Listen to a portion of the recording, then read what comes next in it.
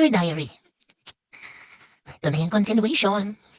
Lalabas na naman ako sa ng loob. Kanina kausap ko yung anak ko about sa pag-aaral niya. Sabi niya, gusto niya doon mag-aaral sa malapit sa bahay ng tatay niya. In short, doon siya titira. Siyempre ako, nag-isip muna ako.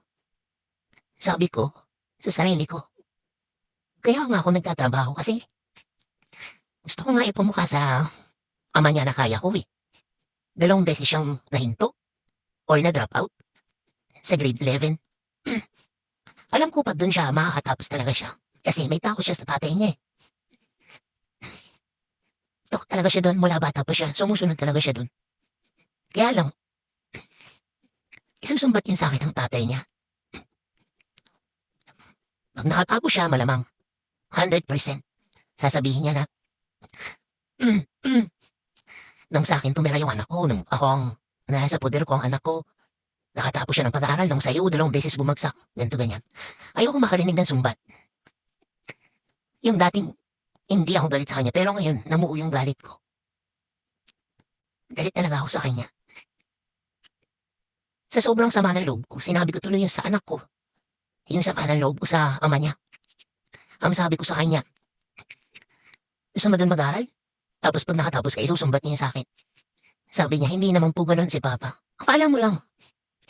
Di mo ba alam kaya nga pinutol ko yung komunikasyon ko dyan dahil may mga sinabi siya sa akin masasakit na salita na nagpasama ng loob ko. Lahat ng sakit, sama ng loob sa kanya na ibuhos ko sa kanya na dati wala naman akong paki kahit na nag-asawa na siya.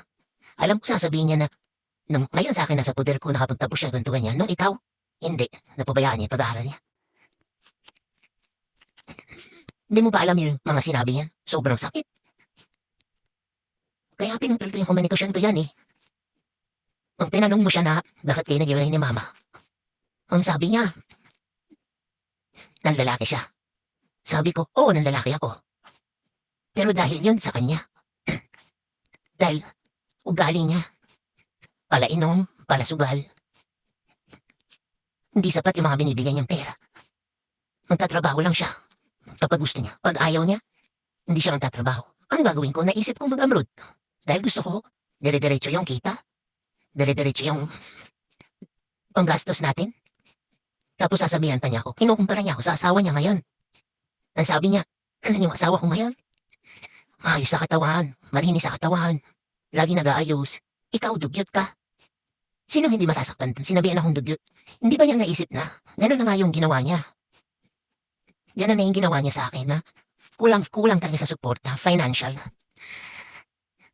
Kasi maliit na nga yung kinikita niya eh. Mas uunahin ko yung kakainin natin kaysa magpaganda ako. Yun yung point ko. Mas iniisip ko yung kakainin natin. Yung mga pangangailangan natin.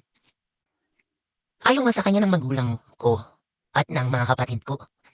Dahil isa na rin yung malaki yung agwat namin talaga. Tapos ganun pa yung ginagawa niya na nakatira na nga kami sa poder ng magulang ko. Ganun pa yung magsusugal, mag-iinom. Kapag nakaupo na sa sugalan, hindi mo mapapauwi, hindi mo mapapatayo. Kapag kasama na yung mga barkada, hindi mo na siya mapapatayo sa kinauupuan niya. Masakit-sakit na dumating pa sa punto na nagkakaros sa labas ng madaling araw tapos may dumating na mga tanod, nagtatakbuhan, sinong hindi kakabahan? Kaya nagagalit sa kanya yung mga kapatid ko. Tapos ganun lang. Sasabihan niya akong dugyot. Eh wala nga siya maibigay na pampaganda ko eh. Pasuunahin ko yung pangkain. Kaya naisip ko mag-abroad. Bago nga ako mag-abroad, pinilit ko pa yan eh. Dahil napakaseloso niya, iisipin niya malalalaki ako. Hanggang sa nakapag-abroad ako, nung nasa abroad ako, ganun pa rin.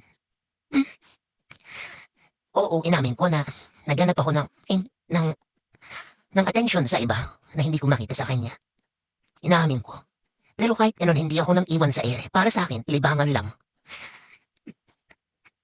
Pero siya, ngayon, nag-asawa siya, wala siyang narinig sa akin. Sinuportahan ko pa, hinayaan ko na kahit nagsama na sila, kahit sumama siya dun. Tapos ako sasabihan niya ng ganun, kukumpara niya ako. Sabi ko, kung mo ka mag-aaral, ano ko? Financer mo? Financer niyo? Tapos, pag nakatapos ka, sasabihin nung nasa poder ka niya, nakatapos ka? Ayoko makarinig pang sumbat, kaya nga naninindigan akong mag-isa eh. Gusto kong patunayan isampal sa kanya, na kaya kong buhayin kang mag-isa, kaya kong maging nanay at tatay. Ba't naman kasi hindi ka umayos? Hindi ka mag-aral. Yan yung sinabi ko sa kanya. Ayusin mo naman. Kala mo, Paano mo madali magtrabaho sa malayo? Nahihirapan na ako. Habang nagsasalita ako, hindi ko maiwasang umiyak. Iyak ako ng iyak, nabura na yung makeup ko. Siguro naramdaman yun ng anak ko yung sakit. Sabi niya, ma, huwag ka nang umiyak. Mag-aaral na ako mabuti. Sige, hindi na ako sasama. Hindi na ako doon titira. Hindi na ako doon mag-aaral. Sabi ko, ito, gusto mo ba doon ka? Ayaw mo eh. Ibig sabihin, gusto mo pala doon. Yun yung sabi ko sa kanya, hindi doon ka na. Doon kayo. Kayo na lang magsama kayo. Iwan niyo na ako.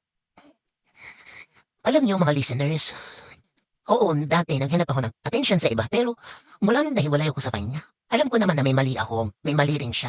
Pero simula nun, hindi ko na inulit. Wala na, nag-focus na ako sa anak ko. Kasi wala naman akong katuwang sa buhay. Wala namang forever sa abroad. Bibihira ka lang makatagpo. Kaya simula nun, talagang nagtyaga ako, nagtrabaho ako. Lahat, pinapadala ko. Nagtitira rin naman ako sa sarili ko. Pero hindi ako nagkulang sa padala, sa financial. Ang sakit talaga. Kung na-imagine ko, pag doon siya tumira, tapos makakarinig ako na sumbat, andito na yung napapagalitan ako lagi ng boss ko, lagi ako nasisisi, tapos yung personal na buhay ko, ganun pa mag-isa ako sa buhay. Masusumbatan ka pa na parang wala kang naitulong. Hindi nga naiisip yung mga reasons kung bakit. Nung nag-abroad na ako doon ko lang naayos yung sarili ko Oo, dahil may extra ka ng pera na kapag nagmamanicure ka na, nagpe-pedicure ka na hindi ko nagagawa sa Pilipinas dahil kapos kami. Nakabili na akong skincare ko, dati pulbo lang. Pero hindi naman din araw-araw nasa taas ka dito. Kapag doon ka nakakain sa gusto mo, parang Pilipinas lang din. Pag sahod, bibili ka ng pangangailangan mo, makakain mo yung gusto mo, pero inabukasan wala na. Pareho lang din naman. Mahal din naman dito kung i-convert mo sa Pilipinas na pera natin. Basta, sabi niya mag-aaral na daw siya. Tapos, pinutol ko na, iyak na ako ng iyak. Sabi ko sa kanya, huwag mo na lang sabihin sa papa mo, kasi baka sabihin na naman niya siniraan ko siya. Inopen ko lang to sa'yo, kasi para alam mo, may mga pinagawain kami dati. Mga sagutan namin, kaya pinutol ko yung communication ko sa kanya. Sabi niya, dugyot ako. Kaya, sinabi niya yun talagang, pinakita ko sa kanyang, hindi ako dugyot. Hindi ako mahinang tao. Kaya kong buhayin yung anak ko mag-isa nang wala siya. Hindi ko siya kailangan. Kaya sana naman mag-aral ka mabuti. Kasi mahirap malayo sa'yo. Mas pinili ko lumayo para may pang-suporta sa'yo. Gusto ko nga magtrabaho sa Pilipinas. Diba, magkano lang ang sahod? Traffic palagi. Maaga kang ginising. Dito na lahat. Kung tatrabaho ka na lang, may libreng sasakyan, may libreng pagkain. Kumbaga pera na lang din talagang iisipin mo na ipapadala mo ang panggastos mo.